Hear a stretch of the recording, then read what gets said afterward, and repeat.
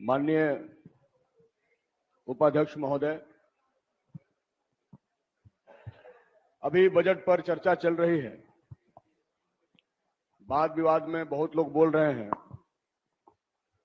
अभी सत्र का चौथा दिन है और 4 दिनों से मैं जो प्रतिपक्ष की बेचैनी देख रहा हूं,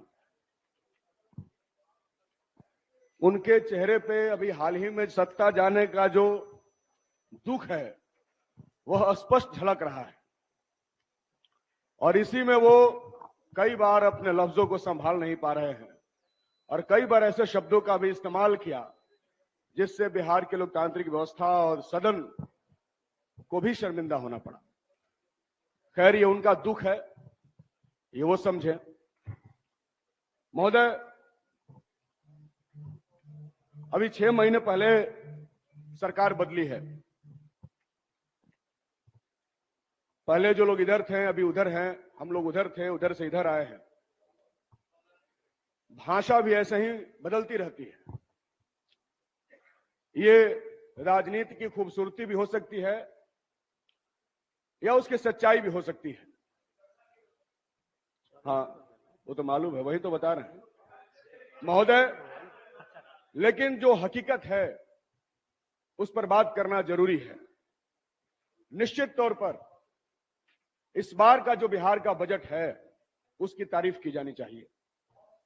तारीफ करने के लिए कुछ बहुत जरूरी बातें हैं, जैसे बजट ने खुलकर रोजगार के बारे में बात किया। इतने दिनों से हम बजट देख रहे हैं, केंद्र का बजट भी हमने हाल ही में देखा, किसी बजट ने नौकरियों की बात नहीं की। लेकिन माननीय वित्त मंत्री ने जो बजट पेश किया उसमें 10 लाख नौकरी देने का संकल्प उन्होंने स्पष्ट तौर पर दोहराया। ये पिछले दोनों बजटों में नहीं दिखाई दिया। इसके लिए बिहार के नौजवानों की तरफ से मैं इस बजट का तारीफ करता हूं। लेकिन मैं माननीय वित्त मंत्री महोदय से यह भी कहना चाहूंगा कि बिहार के नौजवानों में खुशी का माहौल है कि उनको अब नौकरी मिलेगी, क्योंकि पिछले दिनों 2 करोड़ नौकरी की झांसा देने वालों ने उनके साथ सिर्फ और सिर्फ धोखा ही दिया। हम उम्मीद करेंगे कि आपने जो बजट में वादा किया है उस वादे को अक्षरशः पूरा करेंगे और बिहार के नौजवानों की जो चिर लंबित मांग और प्रतीक्षा है उसको जरूर आने वाले समय में बिहार की सरकार पूरा करेगी और 10 लाख नौजवानों को जरूर बिहार की सरकार सरकारी नौकरी देगी। महोदय, बिहार एक कृषि प्रधान राज्य है। कृषि का बहुत बड़ा योगदान है। जीडीपी में भी कृषि की भूमिका हमेशा ही अति महत्वपूर्ण होती है। लेकिन इस बजट में हमने देखा महोदय, जब हम लोग बात कह रहे हैं तो हमारे कहने का मतलब यह भी है कि हम अपने ही बजट को समृद्ध भी करना चाहते हैं, क्योंकि हम जानते हैं कि यही बजट आने वाले दिनों में बिहार की जनता के दिशा और दशा को बदलेगा। इसलिए हम बजट को समृद्ध करना चाहते हैं। हमको जो समझ में आ रहा है उससे हम सरकार को भी अवगत कराना चाहते हैं और बिहार की जनता को भी बताना चाहते हैं। महोदय, अगर बिहार के विकास का सपना हम देखते हैं तो उसके लिए कृषि के विकास को अपनी महत्वपूर्ण भूमिका में देखना होगा। बिना कृषि का विकास किए, बिना किसानों के आय को बढ़ाए बिहार के विकास की कोई भी कल्पना पूरी नहीं हो सकती। अब मैं उनकी तरफ तो करूंगा नहीं जिन्होंने कहा था कि 22 तक किसानों का आय दुगना कर देंगे और अभी तक उन्होंने किसी भी चीज का दाम नहीं बढ़ाया, किसानों का आय दुगना नहीं हुआ। इसलिए किसानों के बारे में बिहार की सरकार को विशेष चिंता करने की जरूरत है। इस बजट में किसानों के लिए, खेती के लिए, कृषि विभाग के लिए 2782 करोड़ रुपए की व्यवस्था की गई है महोदय, जो महज इस बजट का 2.8% है। महोदय, मैं बहुत ही विनम्रता पूर्वक सरकार का ध्यान इस ओर आकृष्ट कराना चाहता हूं कि ये जो बजट का प्रावधान है इससे हम जो किसानों का डेवलपमेंट का सपना देखते हैं, विकास का सपना देखते हैं, वो शायद पूरा नहीं हो पाए।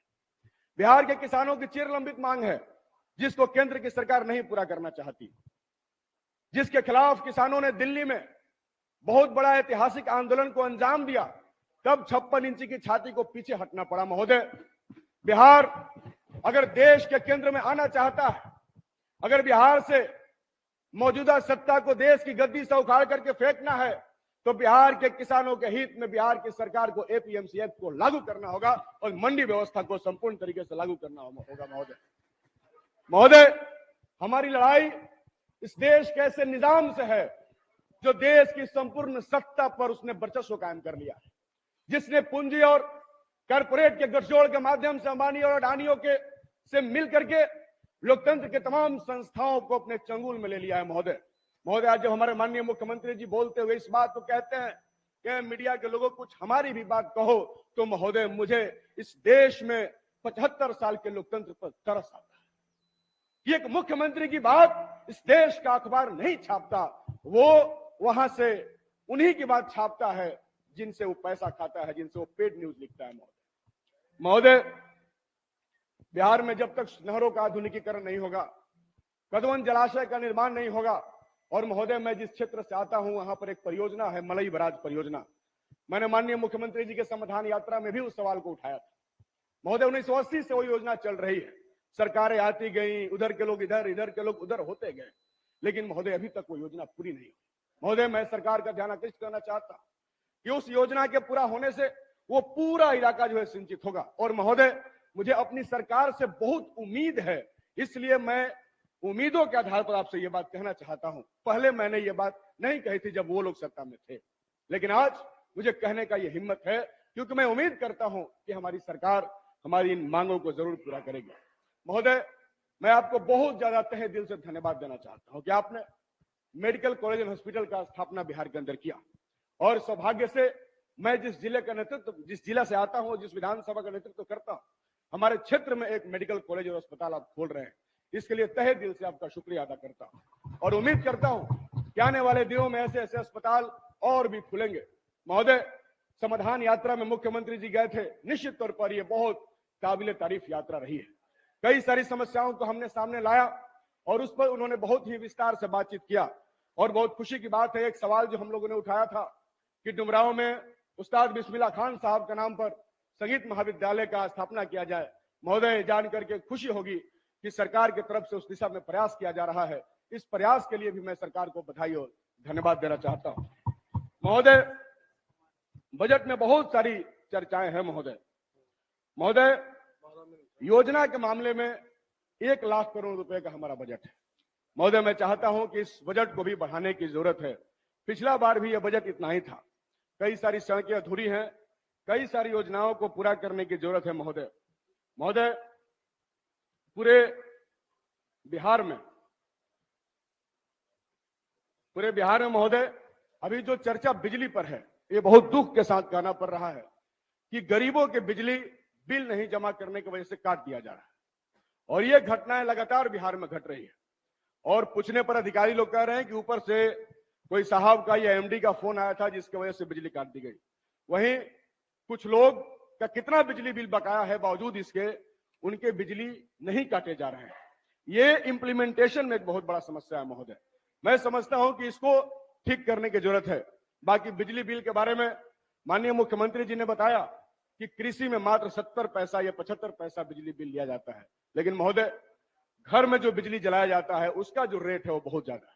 वो 8 रुपया प्रति यूनिट बिजली हमारे गरीबों को देना पड़ता है। महोदय, इस बजट के माध्यम से मैं आपसे मांग करना चाहूंगा कि दिल्ली की सरकार ने जिस तरीके से, दिल्ली मतलब आपकी सरकार नहीं, आम आदमी वाली सरकार, जिस तरीके से 200 यूनिट बिजली माफ किया है, हमारी सरकार को भी गरीबों के लिए इस तरीके से बिजली माफ करने का कोई प्रावधान बिहार की सरकार को लाना चाहिए और गरीबों को इससे राहत देना चाहिए।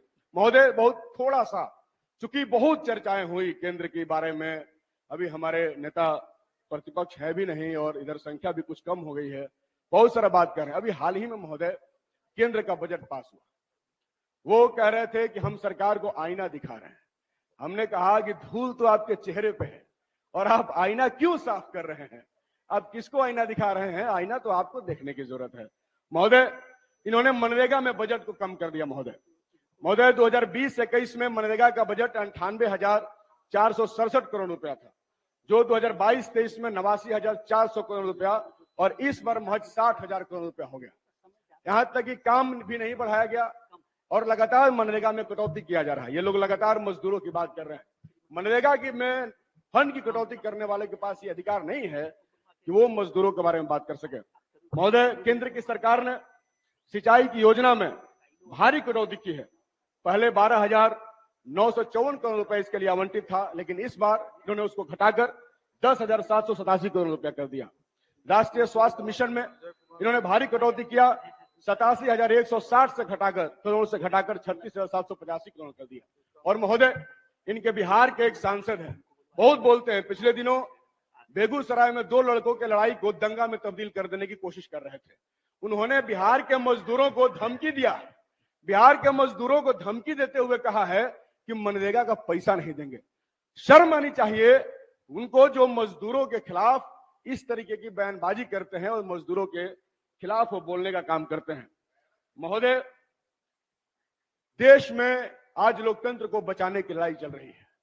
देश में लोकतंत्र खतरे में है, ये बातें स्पष्ट तौर पे दिख रही है महोदय। इसलिए आज पूरा बिहार, जो कि लोकतंत्र का जननी रहा है, पूरा बिहार जिसने लोकतंत्र को स्थापित किया है, यहां पर किसी भी कीमत से लोकतंत्र की हत्या करने वालों को हम लोग बिहार में नहीं रहने देंगे।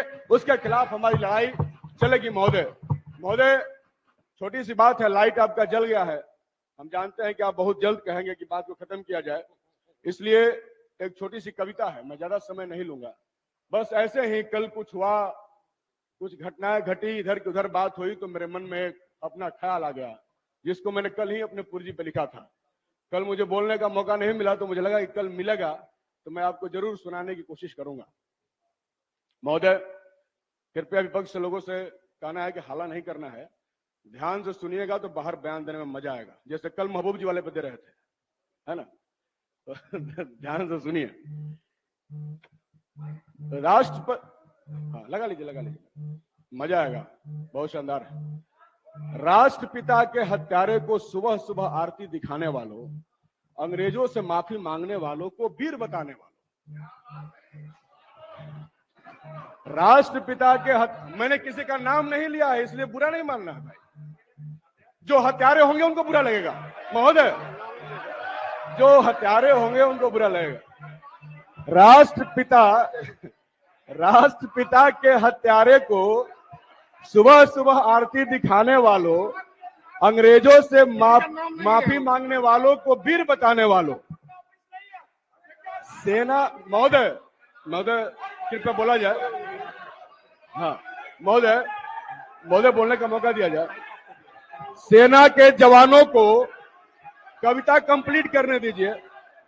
सेना के जवानों को दिन दहाड़े पुलवामा में मरवाने वालों, सेना के जवानों को दिन दहाड़े पुलवामा में मरवाने वालों, अर्धसैनिक बलों का पेंशन गटक जाने वालों, अर्धसैनिक बलों का पेंशन गटक जाने वालों, सेना के ताबूत में घोर कमीशन खाने वालों, सेना के ताबूत में घोर कमीशन खाने वालों, एलिजाबेथ के मौत पर देश का झंडा झुकाने वालों, एलिजाबेथ के मौत पर देश का झंडा झुकाने वालों, अरे सच से क्यों घबराते हो और सच सुनते हो क्यों भाग जाते हो। धन्यवाद। माननीय सदस्य श्री सूरजकांत पासवान जी। माननीय